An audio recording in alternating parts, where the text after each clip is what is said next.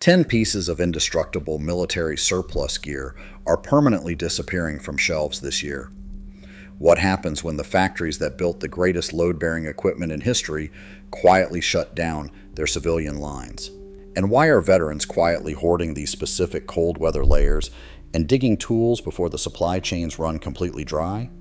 Today, we are opening the Foot Locker to show you exactly which 10 items are facing massive supply chain shortages, why the commercial market cannot replicate them, and where you can still find the last remaining stockpiles before they are gone forever.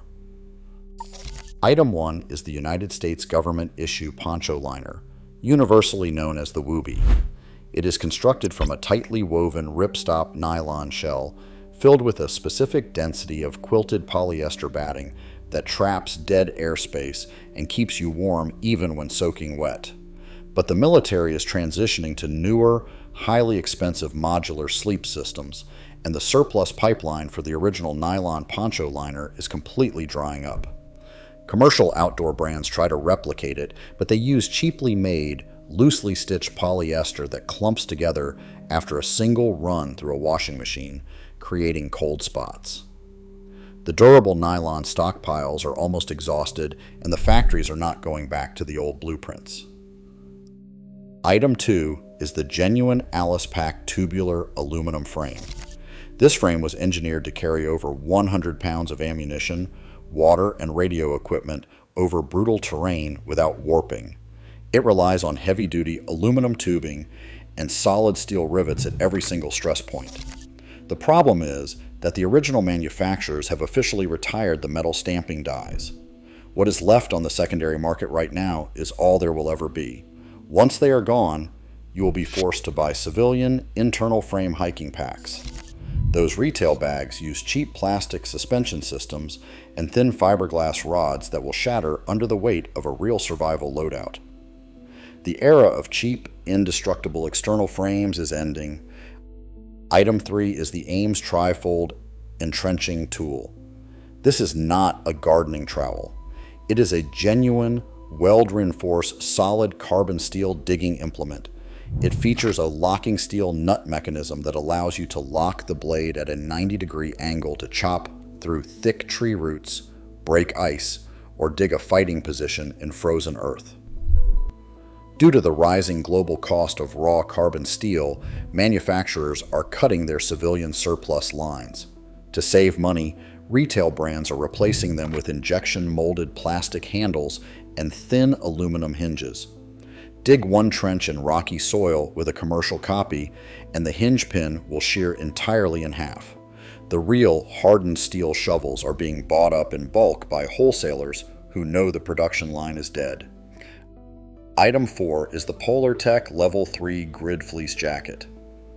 When it comes to extreme cold weather survival, breathability is just as important as insulation. If you sweat inside a heavy coat in sub-zero temperatures, that moisture will freeze and cause hypothermia. The military solved this with a specific grid pattern woven into this fleece, which channels excess heat away from the body while retaining a core layer of warmth.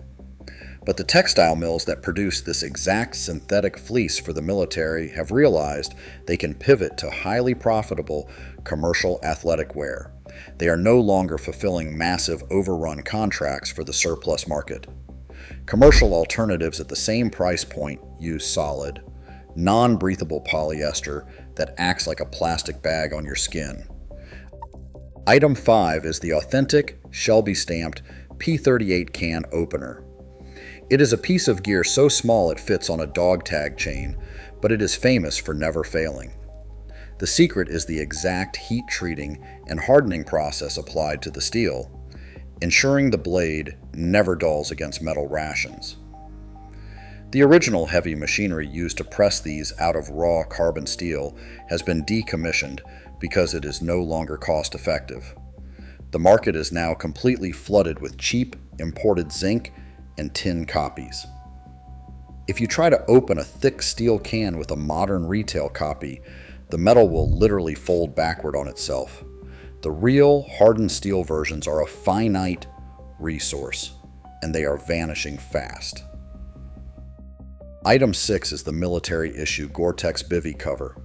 This is the outer shell of the sleep system, designed to keep a soldier completely dry in torrential rain or deep snow, while allowing condensation from their body heat to escape.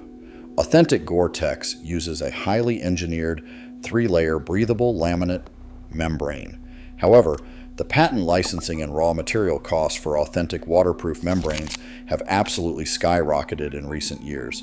To cut costs, commercial survival brands just spray a cheap polyurethane coating on the inside of a nylon bag.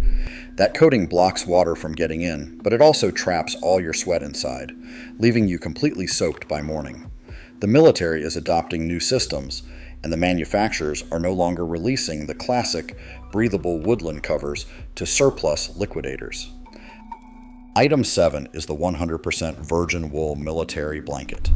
For over a century, wool has been the ultimate survival material because it naturally repels water, retains 90% of its insulating value when wet, and is inherently fire retardant. The military specification requires a dense 4-pound weave of pure wool, but domestic wool mills in the United States are shutting down at a record pace because synthetic fibers are much cheaper and faster to produce. Commercial camping blankets hide this by blending in 30 to 50% acrylic or polyester. If a stray ember from a campfire lands on a retail blend, the synthetic plastic fibers will melt instantly, potentially burning your skin. Nobody is weaving 4-pound pure wool blankets at scale anymore.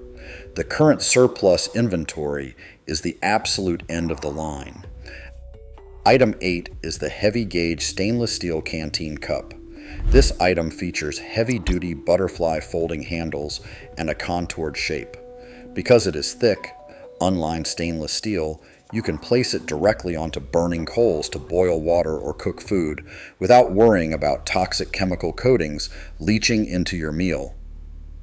Production contracts for active duty forces have shifted entirely to lightweight polymers, plastics, and expensive titanium. The heavy-duty stainless steel stamping presses in the factories have been permanently retooled. When the current warehouse pallets are completely empty, you will only be able to find thin retail aluminum copies.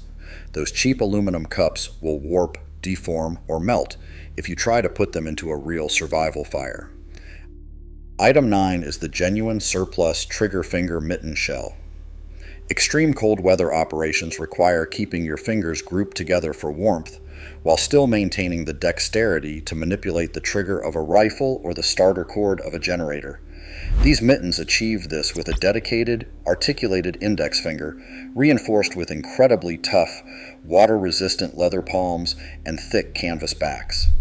The specialized leather cutting and heavy canvas stitching required to make these is highly labor-intensive. Factories have realized they cannot make a profit selling such a complex item to the civilian market at surplus prices. Commercial ski gloves use cheap synthetic nylon that shreds on firewood and melts near heat sources. The supply chain for the real leather mittens has permanently stopped. Item 10 is the original heavy cotton duck canvas duffel bag. Before the military transitioned to wheeled, nylon loadout bags, they used this 2-strap, top-loading canvas beast. It is constructed from a canvas so thick that it is practically puncture-proof. It features heavy brass grommets and load-bearing stitching designed to withstand being thrown from the back of a 2.5-ton moving truck onto concrete. The raw material cost of weaving heavy duck canvas has exploded, making it impossible for companies to produce them for the commercial market without charging over $150. Retail duffel bags use thin, 500 denier nylon that will tear open on a single sharp rock or piece of airport machinery. To beat these supply chain shortages, you need to know exactly where to look before the end of the year. Do not go to a big box retail store. You will only find overpriced plastic imitations. Search for the specific national stock numbers on dedicated wholesale liquidator websites. I have built a complete, updated ledger showing exactly which online surplus dealers still have these 10 items in unissued condition right now. You can find the issued kit checklist linked in the description below. Get your durable gear while the surplus loophole still exists, because once these pallets are empty, they are never coming back. Equip yourself properly. I will see you in the next audit.